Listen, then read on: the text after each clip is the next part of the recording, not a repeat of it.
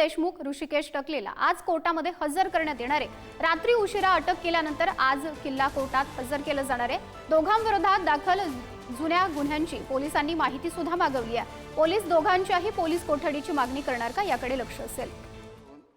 संबंधित ज्याच्यावर कारवाई करायची ते करणार, ही सगळ्या महाराष्ट्राची अपेक्षा आहे। मी पुन्हा एकदा आपल्याला विनंती करतो की या सदनातून पुन्हा महाराष्ट्राला, कारण सामान्य माणसाला सुद्धा आज असं वाटतंय की ज्या वर्तमानपत्रातना, दूरचित्रवाहिनीवरना सगळ्या घटना त्यांनी बघितल्या, दोषी कोण याच्यावर मी भास्करराव भाष्य करत नाही। इन्स्टिगेटर कोणतरी असो, प्रिपरेटर कोणी असेल, अग्रेसर कोणी असेल, घटनाक्रमावर कोणतरी असेल, घटना घडवण्यासाठी कोणी काय केलं असेल, मला माहीत नाही। सगळ्याची चौकशी कालही मी म्हटलं आपण कराल आणि दोषी कारवाई कराल आणि आज महाराष्ट्राला याचा संदेश जाऊ द्या। बरोबरीने या सदनामध्ये जो काही प्रकार घडला, ज्याचा उल्लेख शंभूराजे देसाईंनी केला की एकतर हातवारे करणे, त्याच्यातला जो प्रकार आहे त्याचा अश्लील अर्थ निघू शकतो। भास्करराव, आपल्या मनात आहे की नाही हा तुम्ही स्पष्टीकरण द्याल। घेणारा तो कशा पद्धतीने घेईल हे त्याच्यावर आहे। आणि त्यामुळे या सगळ्यावर सुद्धा डिजिटल मीडिया, सोशल मीडिया हे सगळं बघत असते।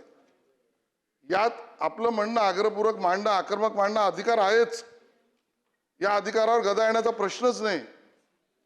पण या सदनामध्ये ज्या वेळेला चेअरवर बसलेली व्यक्ती एक कायद्याची प्रावधान दाखवून, रूल्स, बिझनेस रूल्स दाखवून, या सभागृहाचे नियम दाखवून जर आपल्याला त्या ठिकाणी निर्देशित किंवा सूचना किंवा त्या ठिकाणी आदेश करत असेल तो आपण पाळला पाहिजे। आता हे मी कोणाला सांगण्याची गरज नाही, मी ते पाळलं पाहिजे। आणि मग भास्करराव, मी नाव घेऊन बोलत नाही, फक्त मला सांगण्याचा मुद्दा आहे की आपल्याकडनं तर अपेक्षा आपण नियमावर चालता, नियम दाखवता, नियमाप्रमाणे वागण्याचा आग्रह करता। तुम्ही आक्रमक जरूर आहात याचा आनंद आहे, पण तुम्ही आक्रस्ताळे होणं अपेक्षित नाही। तुम्ही आपला मुद्दा प्रभावीपणे मांडाय बरोबर आहे, पण तुम्ही तुमच्या मुद्द्यासाठी प्रभावी मांडताना, प्रकार मांडताना त्याच्याबद्दलची शब्दरचना ही अप्रापंचिक असणं आवश्यक नाही। आणि मग ठीक आहे, आपल्याला म्हणजे मला तर व्यक्तिगत तुमची चिंता वाटते। काल बघितलं, भले तुम्ही त्या मीडियासमोर म्हणालात की माझी तब्येत ठीक आहे, माझं ब्लड प्रेशर वाढलेलं नाही, मी ऐकलं, पूर्ण ऐकलं। त्यात तुमचा रोष, राग हा विषयावर मी समजू शकतो, पण चेअरवर बिलकुल मान्य नाही। हे चेअरवरचा राग, त्याच्यावरचा रोष, त्याच्यावरच्या निर्णयावरचं भाष्य, त्याच्यावर वापरलेले शब्द, आणि त्यात तुम्हीच म्हणालात किंवा मला काय कारवाई करायची ती करा। बरं, हे मांडायचा तुम्हाला अधिकार आहे की नाही? तो आहे, पण इथून जर कारवाई झाली तर हा योग्य संदेश आहे का? हा योग्य संदेश वाटणार आहे का? हा या पद्धतीचा पायंडा योग्य ठरेल का? माझी आपल्याकडनं अपेक्षा आहे की आपण या विषयावर पडदा टाकला पाहिजेत। आपण चेअरशी स्पष्टताही द्या आणि जशी मागणी त्या ठिकाणी सन्माननीय सदस्यांनी केली की होय तुमच्याकडनं तर आमची अपेक्षा आहेच भास्करराव, दिलदारपणे माझ्या शब्दाने महाराष्ट्रात काही चुकीचा संदेश गेला असेल, चेअरवर हेतू आरोप झाला असेल तर ते मी मागे घेतो किंवा ते दिलदारपणे त्याची माफी मागतो किंवा पूर्णपणे त्याच्यावरची निष्कासित करावी असं भूमिका मांडतो। काय जे तुम्हाला शब्द असतील आणि तुम्ही ते केलं पाहिजे, ती माझी अपेक्षा आहे। तुम्ही याच्यावर, या वादावर पडदा, माझी अपेक्षा आहे तुम्ही टाकलं पाहिजे। हा वाद विवादाकडे नेणं ही अपेक्षा नाही। बरं अध्यक्ष महोदय, या निमित्ताने तिसरी गोष्ट सुद्धा महत्वाची आहे। खरं तर कुठल्याही बाजूच्या सदस्यांनी खाली बसून न बोललेलं बरं। तुम्ही ते वारंवार सांगता, होतं काय, त्याच्या इन्स्टिगेशन होत जातात, त्याच्या होतात प्रतिक्रिया, त्याच्यात कार्यकर्त्यात जातात, मला माहित नाही, पण त्याच्यातनं एक चुकीचा संदेश जातो। पण ज्याचा उल्लेख तुम्ही केलात, म्हणजे मला या ठिकाणी बोलायचं नव्हतं, पण या सदनामध्ये बहुतांशी माजी मुख्यमंत्रीपदी राहिलेल्या त्यांच्या परिवारातले पुत्र सुपुत्र यांचा व्यवहार काही लोकांचा खूप आदर्श आणि चांगला वाटावा असा आहे, पण काही लोकांना काय झाले कळत नाही। स्वतःचे वडील मुख्यमंत्री होते, त्यानंतर सुद्धा अरे सत्ता येते सत्ता जाते, बसून टोमणे मारायचे, नावं ठेवायची. मला नाव घ्यायचं नाही, पण सन्मान्य सदस्य देशमुख जे आहेत, विलासरावांनी खूप वर्ष काम केलंय, ते विरोधी पक्षात बसलेत. त्या ठिकाणी असलेले काय न्याय अन्याय त्यांच्यावरही झाला असेल. आम्ही कधीच टोमणे, हातवारे, खालून बसून वाईट बोलणं, हे त्या ठिकाणी सिनियर सदस्य आहेत, माजी मंत्री आहेत, आम्ही नाही बघितलं. या ठिकाणी चव्हाण ताई आहेत, अशोकरावांच्या सुपुत्री, नाही बघितलं. मी बहुतांश शब्द वापरलाय, मला माहिती आहे तुम्ही पुढे काय बोलाल. आणि म्हणून त्या ठिकाणी विशेषतः तुमच्याकडनं ज्यांचा उल्लेख यांनी केला, ज्यांचे दुधाचे दात पडले नाही असं ते म्हणाले, मी म्हणणार नाही, कारण मला माहिती आहे. म्हणणार नाही म्हणजे मला माहिती आहे. ही अपेक्षा नाही. सत्ता गेली. हो, आज तुम्ही रोज खरं तर या विषयाचा इथं उल्लेख केला पाहिजे का, तर केला पाहिजे यासाठी, कारण यातनं वातावरण गरम होत जातं. अहो तुम्ही नावं ठेवता, कोणाला विंदे, कोणाला गद्दार, अध्यक्षामध्ये बोलू द्या. मग तुम्हाला नावं ठेवली चालेल? तुमच्या परिवाराच्या किंवा तुमच्या माजी मुख्यमंत्र्यांच्या वर अशी टोमणेवाजा नावं ठेवली, राग येणार नाही का? तो राग तुम्हाला जसा येईल तसे इथे बसलेल्या सदस्यांना पण येतोय. तो महाराष्ट्रातल्या काही जनतेला आवडत नाहीये. स्वतःवर आलं तर वरुणजी मग तुम्हाला प्रचंड राग येतो, आमच्यावर तुम्ही खालच्या स्तरावर बोलता. आणि ज्या तुम्ही जे मुख्यमंत्रीपदी बसले, जे उपमुख्यमंत्री झाले, ज्याला जनतेने निवडून दिलं, त्यांच्यावर घालून पाडून शब्दाचा उल्लेख करता. आणि ही परंपरा सुरू झाली ना, तर प्रत्येकाला टोमण्यात ना पडेल. हे काय भुजबळ साहेब इथे आहेत, त्यांची सहनशक्ती या महाराष्ट्राने पाहिली आहे. कित्येक वर्ष त्यांच्या नावाचा उल्लेख, आता मला त्याच्यावर भाष्य करायचं नाही का, त्यांचा अधिकार आहे. त्यांनी ते सहन केलं, त्यांनी त्याची परिपक्वता दाखवली. आज एकनाथ शिंदेजी दाखवत आहेत. मी म्हणेन जनता त्यांच्या बरोबर आहे, जनतेचा आशीर्वाद आहे, महायुती मजबूत आहे.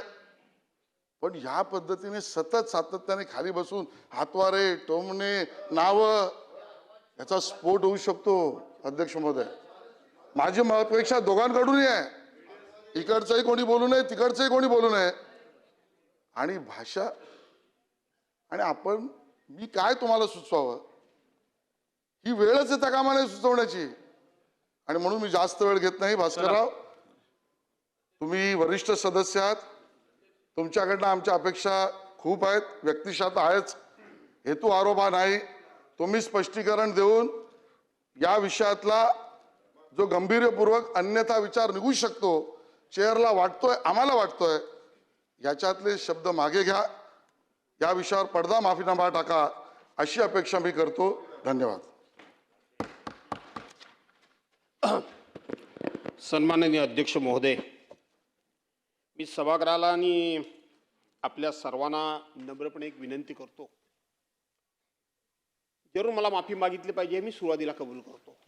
पण त्यापूर्वी जसं मी आपलं सर्वांचं म्हणणं ऐकून घेतलं, तसं माझं देखील ऐकून घ्यावं आणि मला वेळ द्यावी. आपण अध्यक्ष महोदय, काल माननीय उपमुख्यमंत्री महोदयांचं भाषण होतं, आपण बघितलं असाल. मी मिनिट इथं बसलेलो होतो, मी उठलेलो नव्हतो. काही कंपल्शन जशी अशी जी तुम्हाला आहेत तशी आम्हाला देखील आहेत, नाही अशातला भाग नाहीये. मी यापूर्वी बसून टॉन्टिंग करायचो खालून, गेल्या 4-5 वर्षामध्ये एकदाही मी खालून टॉन्टिंग केलेलं नाही. मी थोडा सभागृहाच्या कामकाजाच्या नियमाबद्दल आणि प्रथे परंपरेबद्दल आग्रही असतो. अध्यक्ष महोदय, आपण बघितलं असाल की गेल्या 2-3 अधिवेशनमध्ये पॉइंट ऑफ ऑर्डर मी सातत्यानं उपस्थित करायचो, मी केलेला नाही. ज्या वेळेला एखादा वक्ता बोलत असेल त्यावेळेला समोरून कोण गेला तर क्रॉस म्हणून मी लगेच ओरडायचो. मी ओरडत नाही अध्यक्ष महोदय. परंतु आपण जर बघितलं असाल तर सभागृहामध्ये मी एक शब्द जरी बरं झालं दादा तुम्ही आलात ते, सभागृहामध्ये मी एक शब्द बोलायला जरी गेलो तरी ठरवून होतंय की काय होतंय मला माहीत नाही, ज्याचा उल्लेख माझे मित्र आशिषजींनी केला. मला काही जरी बोलायचं म्हटलं तरी खालून इतक्या कमेंट्स होतात, इतक्या टॉन्टिंग होतं. त्याला काही मर्यादा असल्या पाहिजेत. बावनकुळे साहेब, आता आपण कालच्या विषयावर येऊया. मी एक कबूल करतो की माझ्या संपूर्ण इतक्या वर्षाच्या टर्ममध्ये एकदाही माझ्याकडून असंसदीय शब्द गेलेला नाही. साहेब, सभागृहामध्ये मला कधीही माफी मागावी लागलेली नाही. पण तरी सुद्धा इथले मी माफी मागावी की न मागावी हे तुम्ही सांगा. परंतु बाहेर मी जे बोललो ते जेव्हा घरी जाऊन मी आशिष जे ऐकलं तेव्हा त्याचा खेद मला सुद्धा वाटला की मी नाही बोललं पाहिजे असं, की मी नियमाचे आग्रह धरतो. मी या ठिकाणी सभागृह कायद्याने नियमानं चालावा असा जेव्हा सातत्यानं आग्रह धरतो आणि भांडणच करतो मी, तर माझ्याकडून देखील अशा पद्धतीचा प्रभात घडता कामा नये हे मी स्वतःहून मान्य केलेलं आहे. परंतु मी एवढंच सांगतो की जरी आपण 32(3) काल उल्लेख केला, विधानसभा अधिनियमाचा 32(3) उल्लेख केला अध्यक्ष महोदय, मला आपण राईट ऑफ रिप्लाय नसता दिला तरी हरकत नाही आशिषजी, तुम्हाला मान्य करावं लागेल. अशा प्रस्तावावर 293च्या प्रस्तावावर 4-2 प्रश्न सभागृहाला विचारला द्यायची पद्धत आहे. मी 2च प्रश्न विचारणार होतो. मी मला बोलू द्या. आपण आपला अभ्यास वगैरे सगळं मला माहिती आहे. हे असं बरोबर नाही. आता हे तुम्ही करता ते बरोबर करता का? म्हणजे आम्ही सहन करायचं. आणि म्हणून माझा प्रश्न 2-3 प्रश्न मला विचारला द्यावे हा माझा आग्रह होता. आपण नंतर काय बोललात तेही मी बघितलं. आपण हातामध्ये कागद घेतलात. आता ह्या प्रस्तावावर सभागृहानं विचार हा शब्दापर्यंत आलो आणि मी लगेच उठलो. मला माहित आहे मी कधी उठलो तो, मला चांगलं माहिती आहे. मी हातवारे करून बोलतो, मी जाणीवपूर्वक हातवारे. मी तुम्हाला काल मला सस्पेंड करा हे मी बोललोच. मी आहे ते अध्यक्ष महोदय सांगतोच. आत्ता सुद्धा माझे हात हलतायत. आत्ता सुद्धा रामभाऊ कदमांना आपण दिलत नाही पुढचा प्रश्न पुकारला तर रामभाऊनी असे हात केले, रामभाऊनी केले. पण ते रामभाऊ मग ठीक आहे, आपले ते आविर्भाव, आमचा तो गुन्हा हे आम्ही मान्य करतो. आणि म्हणून अध्यक्ष महोदय तर